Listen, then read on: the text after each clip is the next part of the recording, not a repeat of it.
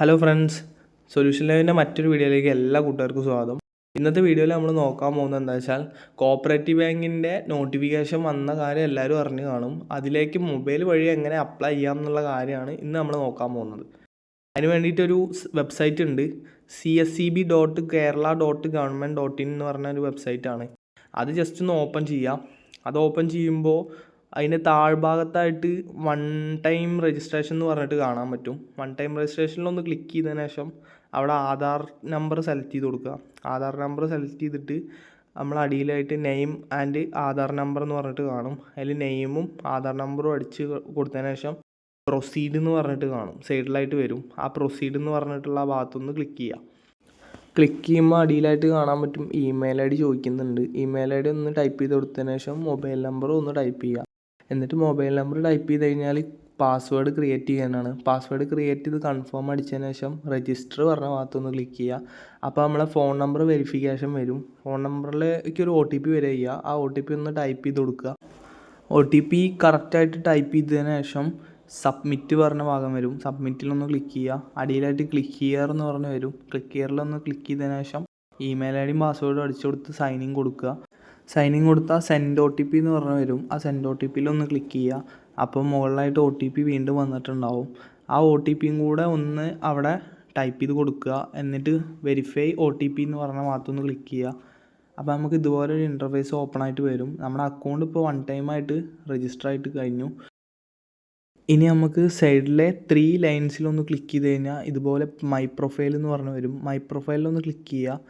എന്നിട്ട് അടിയിലായിട്ട് profile entry എന്ന് പറഞ്ഞ് വരും. പ്രൊഫൈൽ എൻട്രിയിലൊന്ന് ക്ലിക്ക് ചെയ്ത് കഴിഞ്ഞാൽ നമ്മുടെ ഡീറ്റെയിൽസും കാര്യങ്ങളും ടൈപ്പ് ചെയ്ത് കൊടുക്കാനുള്ള ഭാഗം വരും. അവിടെ ആദ്യം തന്നെ നമ്മുടെ പേര്, അതായത് പേര് മലയാളത്തിലാണ് ടൈപ്പ് ചെയ്യേണ്ടത്. അതിന് വേണ്ടിയിട്ട് ആദ്യം നോട്ട്സ് എന്ന് പറഞ്ഞ ഭാഗത്തേക്ക് ഒന്ന് കയറുക. നോട്ട്സിൽ കയറിയതിന് ശേഷം നമ്മുടെ നെയിമൊന്ന് മലയാളത്തിൽ ടൈപ്പ് ചെയ്ത് കൊടുക്കുക. കാരണം അവിടെ വെച്ച് ടൈപ്പ് ചെയ്താൽ നമ്മളെ കമ്പ്യൂട്ടറിലല്ലാത്തതുകൊണ്ട് നമുക്ക് അവിടെ കീബോർഡ് യൂസ് ചെയ്യാൻ കഴിയില്ല. അതുപോലെ കോപ്പി ചെയ്യുക. എന്നിട്ട് നേരെ അവിടെ ഈ നെയിം ഒന്ന് പേസ്റ്റ് ചെയ്ത് കൊടുക്കുക. അടിയിലായിട്ട് ഡേറ്റ് ഓഫ് ബർത്ത് കൊടുക്കാൻ കാണും. ഡേറ്റ് ഓഫ് ബർത്തിൽ ഫസ്റ്റ് ഇയർ സെലക്ട് ചെയ്ത് കൊടുക്കുക. പിന്നെ മന്ത് സെലക്ട് ചെയ്ത് കൊടുക്കുക. മന്ത് സെലക്ട് ചെയ്തതിന് ശേഷം ഡേറ്റും സെലക്ട് ചെയ്ത് കൊടുക്കുക. അതിന് താഴെയായിട്ട് ജെൻഡർ ചോദിക്കും. ജെൻഡർ സെലക്ട് ചെയ്ത് കൊടുക്കുക. എന്നിട്ട് താഴോട്ട് സ്ക്രോൾ ചെയ്ത് കഴിഞ്ഞാൽ ഗാർഡിയൻ്റെ പേര് ചോദിക്കും. അതവിടെ ടൈപ്പ് ചെയ്യാൻ ബുദ്ധിമുട്ടാണ്. അതുകൊണ്ട് നമ്മൾ നോട്ട് പാഡിൽ തന്നെ ടൈപ്പ് ചെയ്യുകയാണ്. പേരൊന്ന് ടൈപ്പ് ചെയ്യുക. എന്നിട്ട് അതിന് ശേഷം ജസ്റ്റ് അതൊന്ന് കോപ്പി ചെയ്യുക. കോപ്പി ചെയ്തതിന് ശേഷം നേരെ സൈറ്റിലേക്ക് കയറിയിട്ട് അവിടെ ഒന്ന് പേസ്റ്റ് ചെയ്ത് കൊടുക്കുക. എന്നിട്ട് നേരെ റിലേഷൻഷിപ്പ് എന്താണെന്ന് വെച്ചാൽ അത് സെലക്ട് ചെയ്തിട്ട് താഴത്തുള്ള 2 ഓപ്ഷനും നോ കൊടുക്കുക. അടുത്തായിട്ട് അഡ്രസ്സിൻ്റെ ഭാഗമാണ് ഫില്ലപ്പ് ചെയ്യാനുള്ളത്. അതിന് വേണ്ടിയിട്ട് ആദ്യം നമ്മൾ നോട്ട് പാഡ് ഒന്ന് എടുക്കുക. എന്നിട്ട് അതിൽ അഡ്രസ്സ് ടൈപ്പ് ചെയ്ത് കൊടുക്കുക. എന്നിട്ട് അതൊന്ന് ഫുള്ളായിട്ടൊന്ന് സെലക്ട് ചെയ്തിട്ട് ഒന്ന് കോപ്പി ചെയ്യണം. കോപ്പി ചെയ്തതിന് ശേഷം നമ്മൾ അവിടെ പോയിട്ടൊന്ന് പേസ്റ്റ് ചെയ്ത് കൊടുക്കുക അഡ്രസ്സിൻ്റെ കോളത്തിൽ. കറക്റ്റല്ലേ അഡ്രസ്സ് എന്നൊന്ന് ചെക്ക് ചെയ്യുക. എന്നിട്ട് ഒന്ന് കറക്ഷൻ ചെയ്തതിന് ശേഷം താഴത്തേക്ക് സ്ക്രോൾ ചെയ്താൽ സെയിം ആസ് എന്ന് പറഞ്ഞിട്ട് ടിക്ക് ഇടാനുള്ള കോളം കാണും. അവിടെ ഒന്ന് ജസ്റ്റ് ഒന്ന് പ്രസ് ചെയ്ത് കൊടുത്താൽ മതി. അത് കാരണം എന്താ വെച്ചാൽ അത് സെയിം ആയിട്ടുള്ള അഡ്രസ്സ് തന്നെ അല്ലേ എന്ന് ചോദിക്കുകയാണ്. എന്നിട്ട് അടിയിലേക്ക് വന്നു കഴിഞ്ഞാൽ മലയാളത്തിൽ അഡ്രസ്സ് കൊടുക്കാനുണ്ടാവും. അത് ഇതേപോലെ നോട്ട് പാഡിൽ വന്നിട്ട് ചെയ്താൽ മതി. ഒന്ന് മലയാളത്തിലാക്കിയിട്ട് അഡ്രസ്സ് ടൈപ്പ് ചെയ്ത് കൊടുക്കുക. അതും ഇതേപോലെ സെയിം ആസ് കൊടുത്ത് ടിക്ക് ചെയ്യുക. ഇനി ഇതിൽ ഫോൺ നമ്പറും കൂടി ഒന്ന് ടൈപ്പ് ചെയ്ത് കൊടുത്തതിന് ശേഷം സബ്മിറ്റ് എന്ന് പറഞ്ഞ് കൊടുക്കുക. അപ്പോൾ നമ്മളെ കാര്യങ്ങളെല്ലാം അവിടെ ആഡായി വന്നിട്ടുണ്ടാവും. എന്നിട്ട് മുകളിലായിട്ട് നമുക്കവിടെ പ്രൊഫൈലിൻ്റെ തൊട്ടപ്പുറത്തായിട്ട് സിഗ്നേച്ചറും ഫോട്ടോയും അപ്ലോഡ് ചെയ്യാനുള്ളത് കിട്ടും. അതിലൊന്ന് ക്ലിക്ക് ചെയ്യുക. എന്നിട്ട് നേരെ ഫോട്ടോ ആദ്യം ഒന്ന് അപ്ലോഡ് ചെയ്ത് കൊടുക്കുക. ഫോട്ടോയുടെ സൈസും കാര്യങ്ങളൊക്കെ അവിടെ പറഞ്ഞ രീതിക്ക് തന്നെ ആക്കിയിട്ട് സെറ്റ് ചെയ്തിട്ട് അപ്ലോഡ് ചെയ്യുക. പിന്നെ അതിന് താഴെ തന്നെ നമ്മുടെ ഒപ്പും അതേപോലെ ഒന്ന് സെറ്റ് ചെയ്തിട്ട് അപ്ലോഡ് ചെയ്യുക.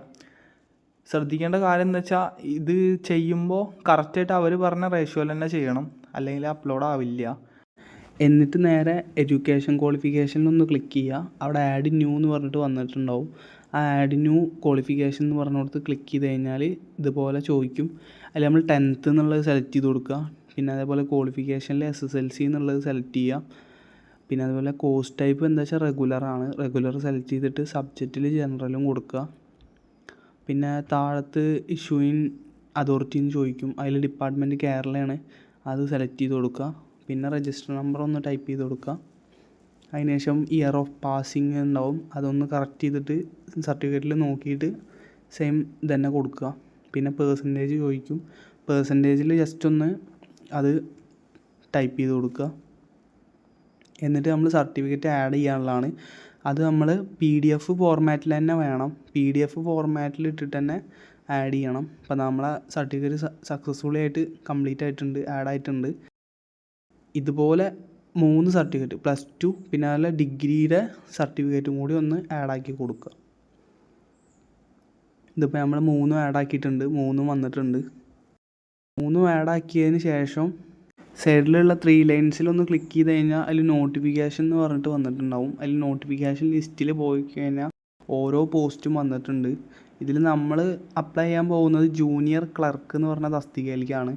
അതിൽ ചെക്ക് എലിജിബിലിറ്റി എന്ന് പറഞ്ഞിട്ട് കാണാൻ സാധിക്കുന്നുണ്ടാവും. അതിലൊന്ന് ക്ലിക്ക് ചെയ്ത് നോക്കുക. അതിൽ അപ്ലൈ നൗ എന്ന് പറഞ്ഞിട്ട് കാണിക്കുന്നുണ്ടാവും. അവിടെ ഒന്ന് ക്ലിക്ക് ചെയ്യുക. അവിടെ ക്ലിക്ക് ചെയ്ത് കഴിഞ്ഞാൽ നമ്മുടെ ക്വാളിഫിക്കേഷൻ്റെ ഡീറ്റെയിൽ ഒക്കെ വന്ന് നടക്കുന്നുണ്ടാവും.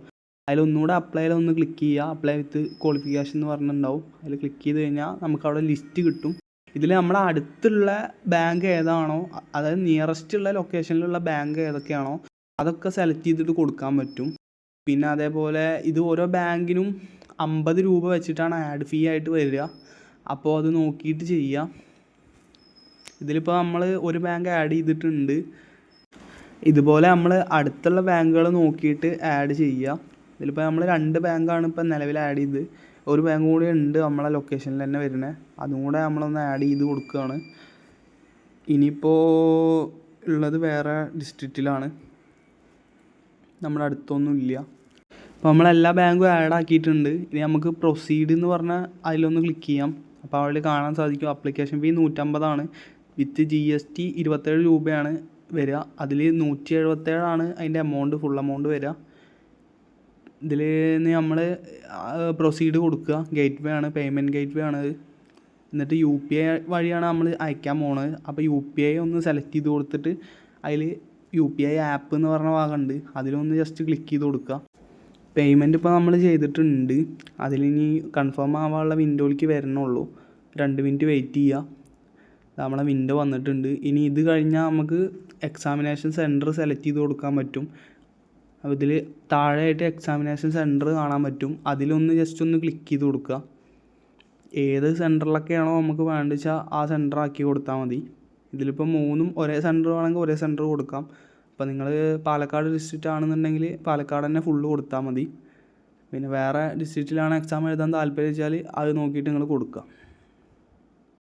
പേയ്മെൻറ്റ് ചെയ്തതിൻ്റെ സ്ലിപ്പും കാര്യങ്ങളും സൈഡിലേക്കൊന്ന് സ്ക്രോൾ ചെയ്ത് കഴിഞ്ഞാൽ ഡൗൺലോഡ് എന്ന് പറഞ്ഞിട്ട് അവിടെ കാണാൻ പറ്റും. ഇതിലെല്ലാ ഡീറ്റെയിൽസും ഉണ്ടാവും. അപ്പോൾ ഇതൊന്ന് ജസ്റ്റ് ഒന്ന് ഫോണിൽ ഡൗൺലോഡ് ചെയ്ത് വെച്ചാൽ മതി. ഇതിപ്പോൾ നമ്മൾ മൊബൈൽ ഫോൺ വഴി കൊടുക്കുന്ന മെത്തേഡാണ് ഇതിൽ കാണിച്ചിട്ടുള്ളത്. എല്ലാവർക്കും വീഡിയോ കണ്ടപ്പോൾ മനസ്സിലായി എന്ന് വിചാരിക്കുന്നു. ഇനി എന്തെങ്കിലും ഡൗട്ടോ കാര്യങ്ങളോ ഉണ്ടെങ്കിൽ ജസ്റ്റ് ഒന്ന് കമൻ്റായിട്ട് രേഖപ്പെടുത്തിയാൽ മതി. നമ്മളതിന് റിപ്ലൈ തരുന്നതാണ്. അപ്പോൾ നമ്മുടെ ഇന്നത്തെ വീഡിയോ ഇവിടെ വൈൻഡപ്പ് ചെയ്യുകയാണ്. എല്ലാവർക്കും വീഡിയോ ഇഷ്ടപ്പെട്ടു എന്ന് വിചാരിക്കുന്നു. ഇഷ്ടപ്പെട്ടെങ്കിൽ ഒരു ലൈക്ക് അടിക്കണേ.